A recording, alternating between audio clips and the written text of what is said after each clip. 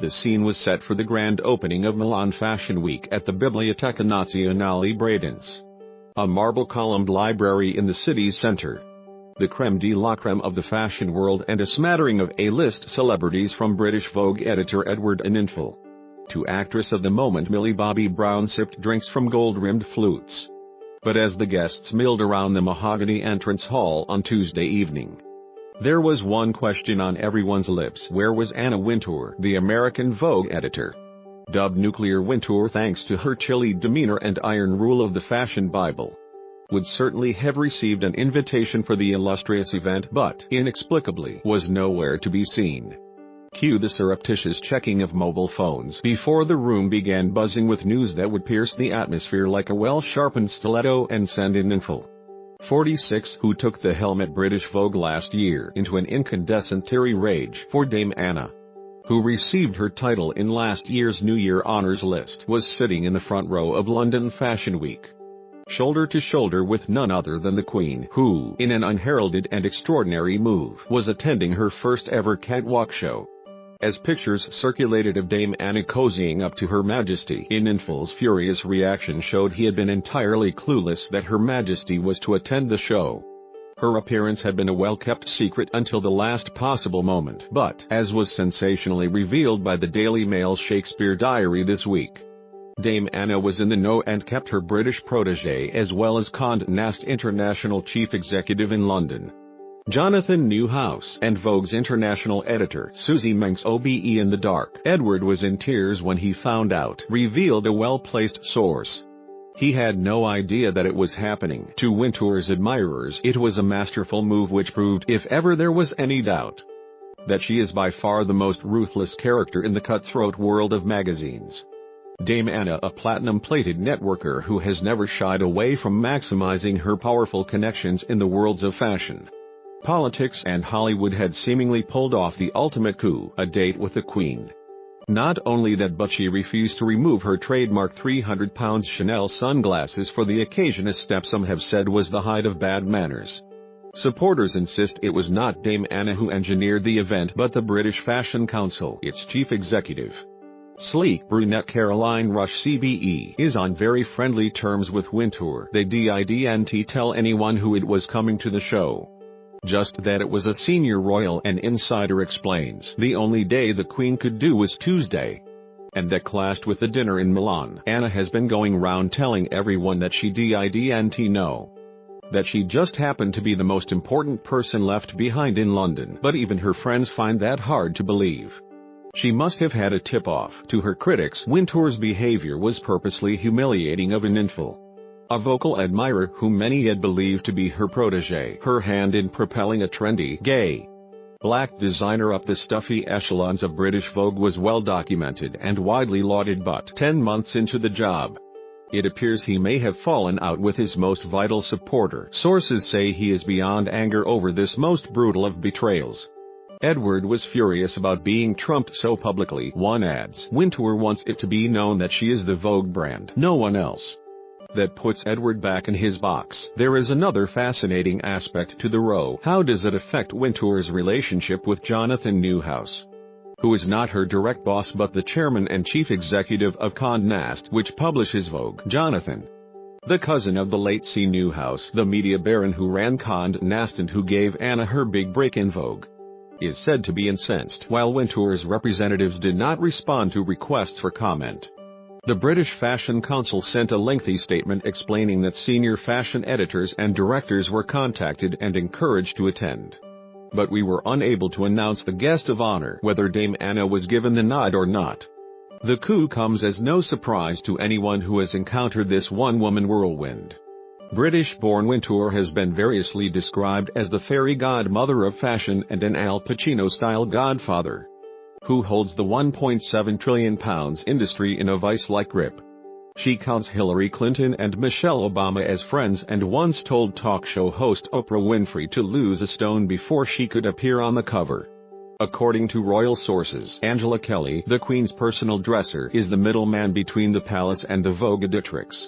Mrs. Kelly, 50, one of Her Majesty's closest confidants, brought Wintour to royal attention in 2012 when Vogue ran a feature celebrating the Queen's love of color. Her Majesty is said to have adored the spread, headlined Rainbow Queen, and developed a soft spot for Vogue and its editor-in-chief, whom she met for the first time last May when Wintour, minus her sunglasses, attended a ceremony at Buckingham Palace to accept her damehood. Speaking about the honor, Dame Anna said, "They are very secretive. They call you, they tiptoe around and they tell you not to tell anybody. They are so polite, the British, that it took me a little while to understand actually what they were saying. But of course I was thrilled and honored, and it's been interesting to see how happy everybody is." Vogue has recently run a series of complimentary features about the Queen, including a glowing spread detailing how her classic style is leading the way on today's catwalks. Mrs. Kelly is said to have been integral in fostering this mutual admiration. "Angela is very pro Anna Wintour," a palace source says. She was delighted to assist in the first royal visit to London Fashion Week. Negotiations had been going on under the radar for months. Excluded from these negotiations was an infant, about whom Wintour has been noticeably chilly since he took over from UK Vogue editor Alexandra Shulman last August. Asked in a recent interview about the first man to edit Vogue in its 100-year history, her response was undeniably brusque. "We are in a gender-fluid generation," she said. She can be seen treating him with similar indifference in the September issue. The 2009 Fly on the Wall documentary filmed inside Vogue's New York offices, in which an infant, then a young designer, is seen being rebuked for not meeting her exacting standards. "Where's the glamour?" Wintour demands. "It's Vogue, okay, please. Let's lift it." Friends say Anna got her frosty facade from her father, newspaper editor Charles Wintour. "I learned from him that people respond well to someone who knows what they want," she once said. As a 16-year-old, she walked out of North London Collegiate School after a row about the length of her skirt and never went back.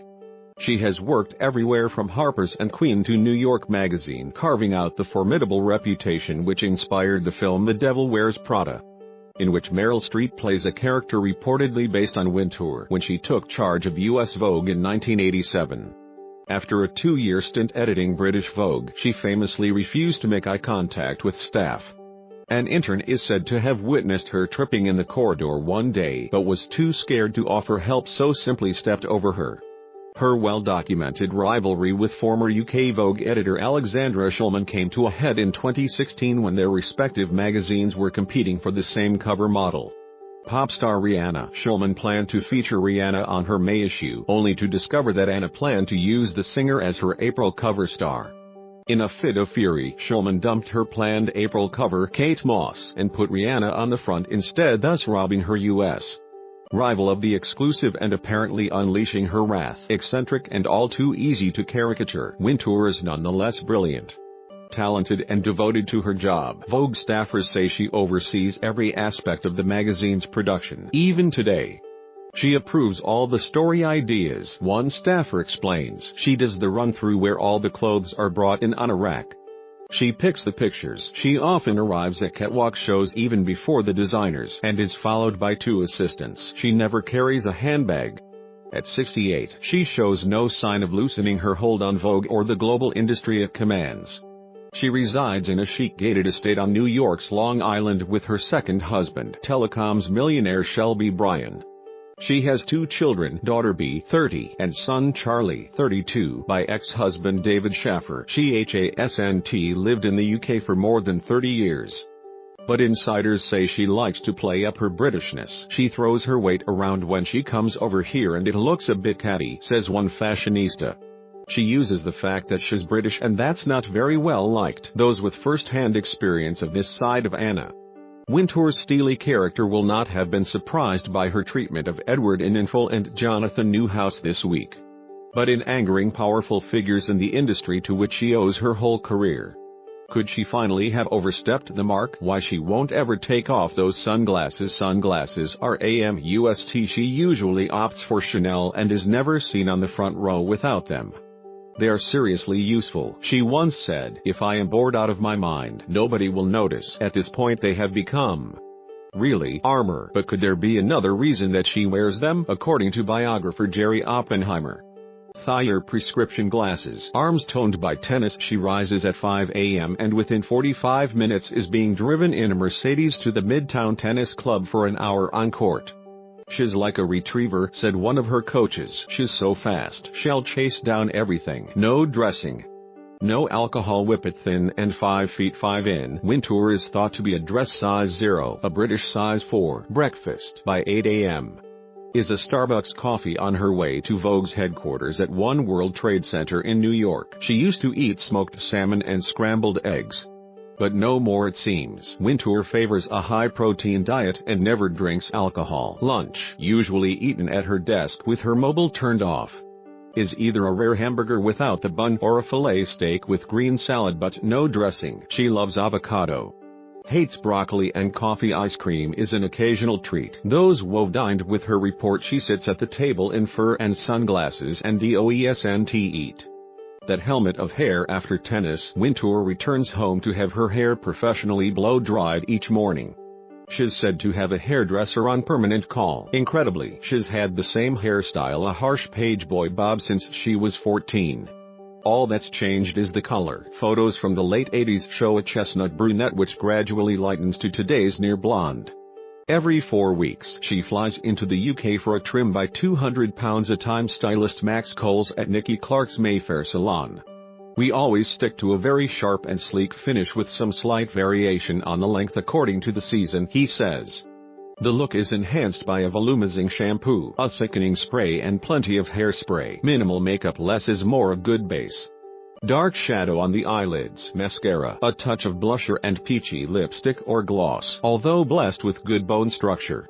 Rumors still abound that several years ago she had a facelift by New York cosmetic doctor to the star's Cheryl Astin, who charges £18,000. Anna is also said to be a fan of cold laser facials at the Freeze Clinic in New York to tighten facial muscles. Queen of fashion, her wardrobe is color-coded with garments hanging precisely 1 inch apart, with an alleged £150,000 clothing allowance each year, on top of her £1.5 million salary as Condé Nast's editorial director. Her closet must make the famed fashion cupboard at Vogue look like Primark, but she's not one for fleeting trends. Her signature silhouette is a dress with a nipped-in waist, a knee-length or longer hemline, a conservative neckline, and often sleeveless to show off those toned arms. She hasn't been spotted in trousers for over a decade. Her other love is color. Her minions know not to show her anything in black, no matter the designer. She once said the one thing you'd never see her in was top-to-toe black, but she's not afraid to wear the same look several times. "It's always fun to have something new, but it doesn't mean that everything you already have in your closet has to be thrown out," she says. Recycle. It's totally okay. Same slingback shoes, equally striking for a woman at the helm of the fickle world of fashion. Wintour has been wearing the same shoes since 1994, when the then little-known Manolo Blahnik designed her a pair of sandals known simply as the AW. The cross-fronted slingbacks have a kitten heel and come in a variety of shades, all beige, to complement her skin tone. Blahnik has elapsed the exact shape of her foot so every pair fits perfectly, but the design can be unforgiving. Wintour has been pictured with what looks suspiciously like bunions peeping from the strappy sandals. Chunky accessories, while jewelry designers would fall over themselves to lend her their most precious pieces. The fashion matriarch is rarely seen in fine gems. Instead, she wears huge strings of different colored chunky stones and crystals. Even a royal heirloom she once wore to a gala, an amethyst necklace that had belonged to King George versus wife Mary. Wasn't a string of delicate gems, but rather a regal version of her usual hefty favorites.